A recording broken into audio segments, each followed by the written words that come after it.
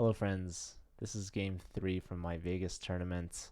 This is the first adult that I was playing, which is pretty exciting. I would say he's about 3 times the age of my last two opponents combined. So, I had the white pieces again after my brutal loss in the second round of my second game. Uh, this is the first game of the next day. This is played at noon. And with the white pieces, I played e4, surprising no one. And we actually had the same start as the first game that I played with knight f6, knight f3, and knight c6. And here I go d3 again, and this time my opponent goes bishop e7. So it's a bit more passive than the Joko piano with bishop c5, but it's a bit more defensive as well. Basically just trying to counteract this pin that's going to come without having to extend these pawns like my first opponent did. So I just continue developing knight c3. He goes d6, opening up this diagonal for the bishop. So I go h3. He castles. I go bishop g5. And here he goes knight a5. So just going after this bishop. I go back. He doesn't take right away. He goes c6. And here I castle. And now he takes. Not sure how big a difference that move order makes, but here he goes bishop e6, and I just break in the center with d4. So he doesn't really want to take on d4, inviting my knight in to attack his bishop, so he tries to defend this e5 point with queen c7. So I'm anticipating a rook to come to the d file, so I just go queen e2. He attacks my bishop, I just tuck back, and now he goes opposite my queen with rook f to e8. I step the queen up here. This comes with the threat of taking and then taking on a7, trying to open up this diagonal. And so my opponent plays a6. I also liked queen e3 because I was kind of anticipating knight h5 at some point, followed by knight to f4 with tempo on the queen, just a really strong square for the knight. But also rook f e8 allows for the knight to come here because before, if the knight tries to go for this plan, then bishop takes, queen takes actually drops the e5 square. So pawn takes, knight can take, although this bishop is then free to maybe take one of these pawns, opening up a discovery on the knight. But yeah, I didn't really see that, and my opponent didn't go for it. But now queen e3, a6, bishop back at this point, and I'm trying to get opposite this queen here, try to put even more pressure on this e5 point. So my opponent brings his knight back to d7 to help try to defend, and this knight move blocks in the bishop actually, so the bishop has no retreating squares, actually no squares to go to at all, completely covered by all my pawns. So I figured d5 at some point would be really strong, but I noticed if I take back with my e pawn, that frees up this square for the bishop. And so I really wanted to get this c pawn rolling, which means I got to get the knight out of the way. So knight e2 it is, bishop back, c4, and I am threatening now d5 to win the bishop. So my opponent resolves the tension in the center by taking on d4. I play knight f takes to unleash my f pawn. And here he pins my knight to my queen. I'm also attacking this bishop. If I take now, they take my queen. F takes, and now I'll have these double isolated pawns, not really great. So I get out of the pin, queen to c3. He attacks my e4 point with his knight, also freeing up some space for his bishop, and I simply go f3. And f3 typically not very good, but I have this bishop able to come back on f2 on this diagonal, which is pretty nice. My opponent plays d5, trying to open up the center, and I pass with e5, attacking the knight again. So the knight comes back, and this bishop idea would blunder this pawn, but it does come with a strong counterattack here. Knight takes bishop would be a free piece for me. But I didn't want to just kick the queen away and put even more pressure on my center pawn, so I just went f4 right away, and I kind of regretted this because immediately I see that I've now given him a very nice outpost on e4, and he pounces right for it immediately. So at this point, I'm trying to think, how do I save my bishop? Because I liked my bishop, but there's really no good way to do it. I considered moving the bishop here, but again, there's no way I can stop knight e4, and if I want to save the bishop, well, the bishop's going to have to go somewhere way too passive. So I just continue with f5, hitting the bishop. And again, he continues with knight e4, and I really contemplated taking the bishop because I get this fork afterwards, but I do have to give up the queen here. Ultimately, I decided not to do this because I would just have to take back on c3, because if I don't, knight takes here with a check, which is really annoying, and this knight is actually pinned. I would be losing this knight as well. So I didn't take here, didn't Botez gambit.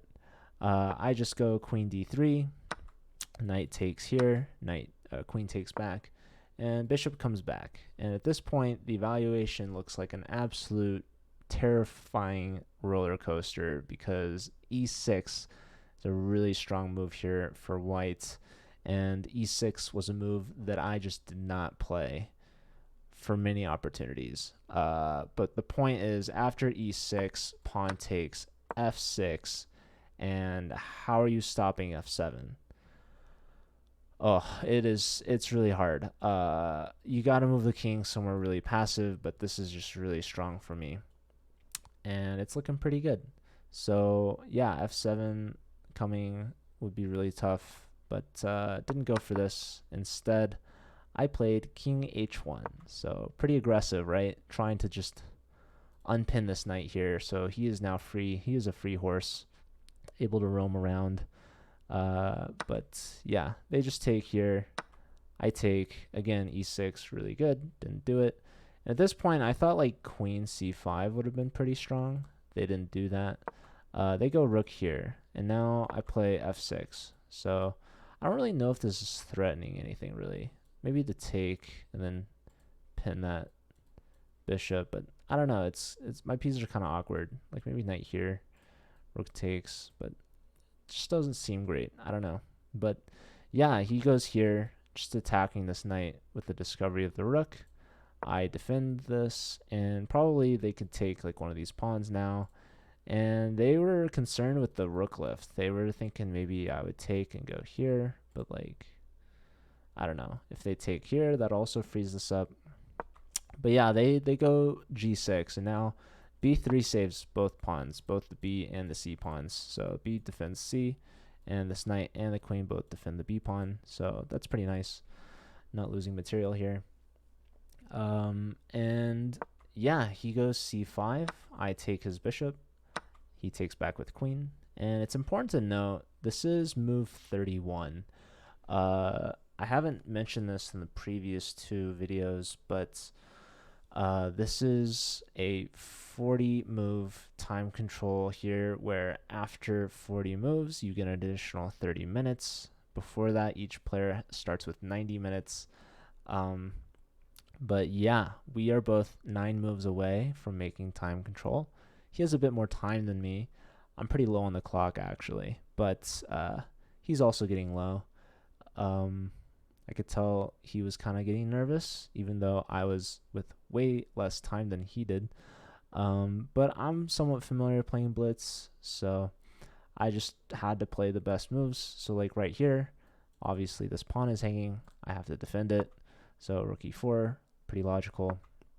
Queen f5, attacking the rook. I have to defend the rook. So knight c3, again, pretty logical. Another idea was maybe queen e3. This I looked at after the fact, but I just had to make a move here.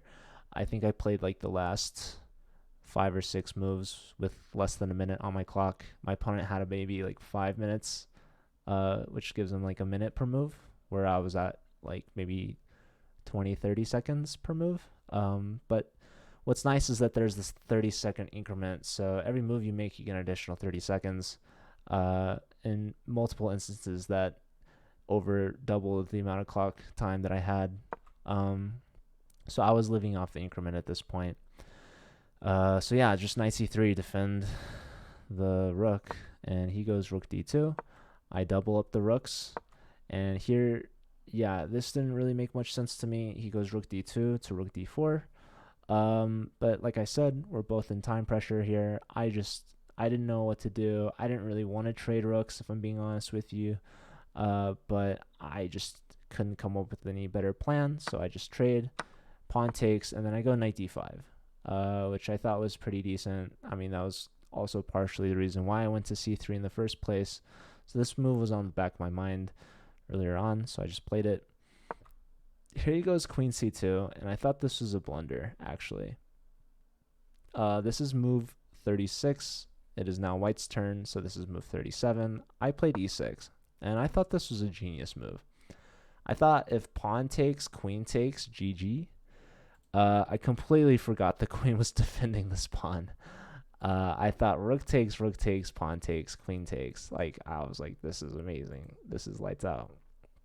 And then for whatever reason, I just forgot that the queen was defending that pawn. But luckily, I didn't forget after they made the move, because I was somewhat aware of the position a couple seconds later. But yeah, they really should have taken the rook here. Rook takes, pawn takes. And it's not so clear what's actually happening. Maybe like knight check or something. I don't know. It's confusing, complicated. So they didn't actually want to go for that. Instead, they went with f takes, which is a blunder, actually, because this allows for f7 check. This is definitely a move that my opponent, I don't think, was considering. This is now move 38. And yeah, he just has to take. Otherwise, I'm getting a queen on the board, plus his rook. So he has to take. And now from here, rook check. I initially wanted queen check. They would block with like their rook or something, maybe the bishop. I don't know. Rook f1 after that point would be somewhat annoying, but I just thought rook f1 check was much better at this point. King here, and this is the last move. This was move 39, so one more move, and then we made time control. So, like I said, the last 5 or 6 moves I've been playing with less than under a minute on the clock. Definitely the best move here is queen e5, forcing the king onto a light square, where the knight will then give a check, forcing the king onto a dark square, which allows for knight takes or knight anywhere with a discovery with the queen, which would have been lights out, game over. Instead, I find the move queen c7 because I was stuck on the idea that I had initially before I inserted rook f1 check. So I went with this move. This is my move 40, and I got up and walked away. I needed a break. I needed to go to the restroom, and I just blitzed out in bullet pace the last 5 moves. So I knew this was winning. I was like, this has to be winning for me. This is a fantastic position. I'm just going to go take a quick breather. So I walked away, didn't even look at what my opponent made before I left, and I get back to the board, and my opponent has played king h8, and we both have a fresh set of 30 minutes on the clock. So I spent about like 14 minutes on this move, maybe closer to 15 minutes. I really took my time on this, and to me, it like really wasn't so clear. I was thinking queen here. This was the first thing that was stuck on my mind for the longest time, just hitting both of these things. And then the rook would like move away or something. And then I thought maybe like knight here, threatening mates. But then like bishop here, and I wasn't really sure what was going on there. So I thought about that. Didn't really like it too much. And then I thought about like knight here, hitting this and this. And then maybe like just rook here. Maybe like queen here. I don't know. That was probably good. But I ended up choosing rook f7. I was like, this is the most direct.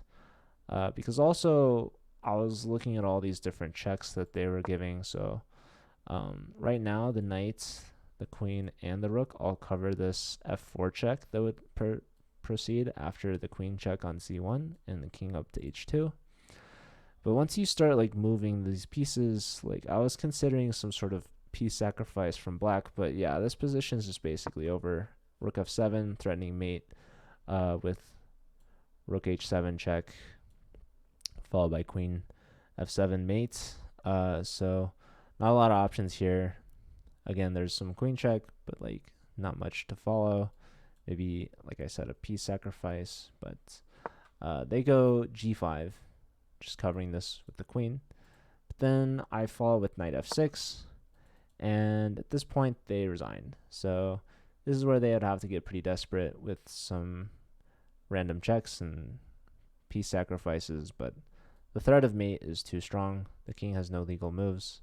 Here I would just take, and yeah, even with the queen guarding h7, I have both rook and queen, both of which combined with the knight would give checkmate. And you can't block this way because I would take here. So yeah, that was the game. So good bounce back win from the game prior. And yeah, really nice guy. We went over the game afterwards, and we agreed that he had some chances earlier, and this was just a well played game. Not a perfect game by any means. Like I said, the eval bar earlier was absolutely going up and down, just going wild. But yeah, luckily didn't need to find the perfect move, given both of us were in time pressure earlier. And I got lucky with that double pawn sacrifice. And yeah, he didn't take with the rook, he took with the pawn, allowing f7 check. So got the win here. First game of the day. And yeah, second game of this day is coming up, and I will go over that one in the next video. So hopefully I'll see you guys there. Take care of yourselves, and I will see you later. Thanks for watching.